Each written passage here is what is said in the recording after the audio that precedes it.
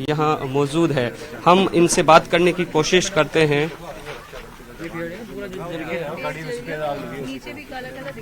Collector doctor Saumya Jha हमारे साथ मौजूद है, हम इनसे बात करने की कोशिश करते हैं। मैडम, आप यहाँ पहुँचे हैं, जो ग्रामीणों की पीड़ा थी, ग्रामीणों की समस्याएं थी, जो ग्रामीण लगातार आरोप लगा रहे थे और इनका दर्द भी था, आपने इनसे जानकारी जुटाई है, क्या कुछ बातें सामने आई, क्या कुछ शिकायतें कर रहे हैं ग्रामीण?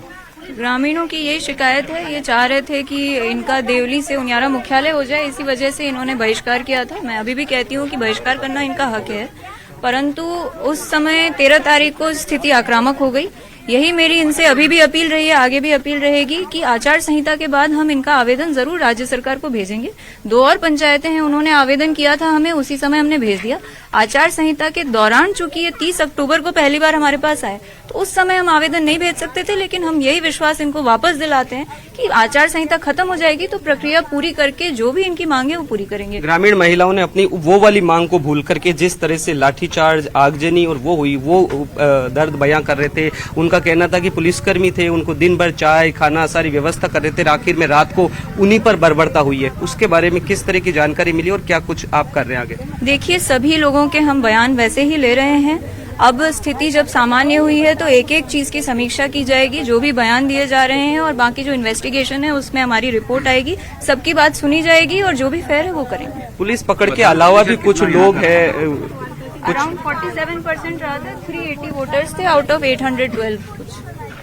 पुलिस पकड़ के अलावा भी कुछ लोग लापता है, कह रहे हैं कि कुछ अस्पतालों में घायल है। क्या कुछ जानकारी, कुछ लिस्ट बनाई है, कितने लापता, कितने लोग, क्या है? जी बिल्कुल, हमने पूरी लिस्ट बनाई है और हमारे पास पूरी सूचना है और सभी लोग हमारे ट्रेस में हैं। घायलों को इलाज को लेकर के किस तरह के काफी ज्यादा वाहनों को फूका गया है, सरकारी वाहन भी वहाँ पर हैं, किस तरीके से उसको देखते हैं, असेसमेंट किया जाएगा?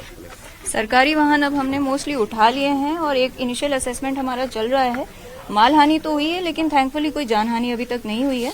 बाकी आगे की कार्रवाई जैसे हमारे पूरा असेसमेंट हो जाएगा तो आगे की कार्रवाई। ग्रामीणों से बातचीत की है आपने, किस तरीके की बातचीत निकल कर आई है, आगे फर्दर उसमें क्या रहेगी? बातचीत यही हुई है, ग्रामवासियों की पहली डिमांड जो थी नगर फोर्ट और उनियारा वाली, तो उसको हम डेफिनेटली आगे ले जाएंगे। मैंने इनको भी यही कहा है, एक बार आचार संहिता खत्म होती है तो इनकी मांगे पूरी की जाएगी।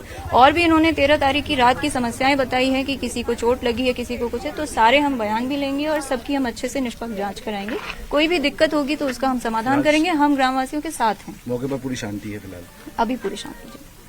बिल्कुल ग्रामवासियों के साथ है। कलेक्टर डॉक्टर सौम्या झा का स्पष्ट तौर से कहना है कि हम ग्रामवासियों के साथ है। ग्रामीण भी शांति से कलेक्टर डॉक्टर सौम्या झा और एसपी समेत तमाम प्रशासनिक अधिकारी उनकी बातचीत सुन रहे हैं, क्योंकि माहौल देखिए बिल्कुल शांतिपूर्ण माहौल है। पूरा गांव है वो प्रशासन के साथ खड़ा हुआ नजर आ रहा है।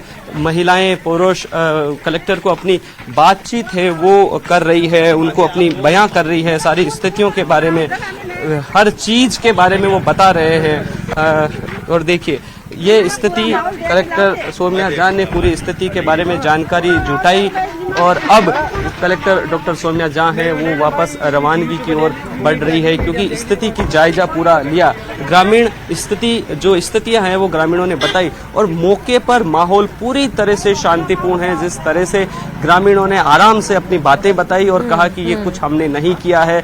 कलेक्टर ने भी माना है कि हाँ, आपकी जो मांग थी वो जायज थी और वो जो जिस मांग को लेकर प्रदर्शन किया जा रहा था वो मांग जल्द ही पूरी कर ली जाए आचार संहिता खत्म होने के बाद। और जो आगजनी और वो चीजें, उसके बारे में भी कलेक्टर ने पूरी जानकारी ली और कहा कि हम पूरी तरह से ग्रामीणों के साथ हैं। किसी तरह के नुकसान जो हुआ है उसकी भी भरपाई की बात कलेक्टर डॉक्टर सौम्या झा करती नजर आई और ग्रामीण भी देखिए जो पूरी तरह से शांतिपूर्ण तरीके से कलेक्टर डॉक्टर सौम्या झा की बात को सुना, अपनी बात को रखा। और अब देखिए ये सभी गाड़ियां एक एक करके वापस जो है रवानगी की ओर बढ़ती हुई जा रही है और ग्रामीण हैं वो सब चीजें देख रहे हैं। बड़ी संख्या में पुरुष और महिलाएं, साथ में बच्चे बच्चियां यहाँ के उस दिन घटनाक्रम में जो हुआ था उसके बारे में उन्होंने जानकारी दी। उस दिन यहाँ पर बहुत ज्यादा भीड़ थी, लेकिन अब स्थानीय लोग, सिर्फ स्थानीय लोग ही यहाँ पर है। आपने कलेक्टर से बातचीत भी की, क्या कुछ कहा कलेक्टर ने?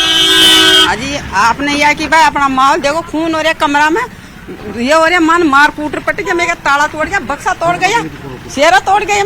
मैं क्या करती हूँ, मेरा 3 दिन हो गया रोटी खाई, नहीं, अब कलेक्टर ने आकर के आपको निश्चिंता दी है, कहा कि हम आपके साथ हैं, क्या कुछ कहा? साथ तो मेरा कमरा देखो एक बार मेरा छोरा छोरे हार्ड कोट जबरदस्ती मार के लूम के बच्चे पड़ गए। बिल्कुल बिल्कुल, तो ये कलेक्टर डॉक्टर सौम्या झा के साथ दौलत, अन्य ग्रामीणों से भी बात करिएगा जरा सा, कलेक्टर के आने से कितने संतुष्ट हैं वो, ये जरा सा उनसे पूछने की कोशिश करिएगा।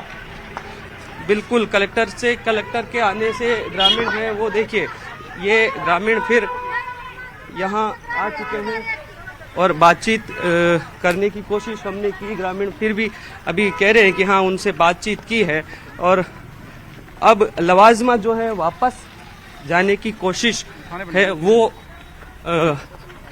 ग्रामीणों से बात करने के बाद कलेक्टर मैडम अब निकल रही है। सौम्या झा समरावता गांव पहुंची और वहां पर ग्रामीणों से बातचीत की और उन्होंने ग्रामीणों को ये आश्वस्त किया कि उनकी जो मांग है उस पर ध्यान दिया जाएगा। इसके साथ ये भी कहा है कि बाहरी जो लोग होते हैं उन्हें गांव में ना आने दिया जाए, उन्हें समझाया है। देखना होगा इसका कितना असर धरातल पर देखने को मिलता है। खबरों में आगे बढ़ेंगे।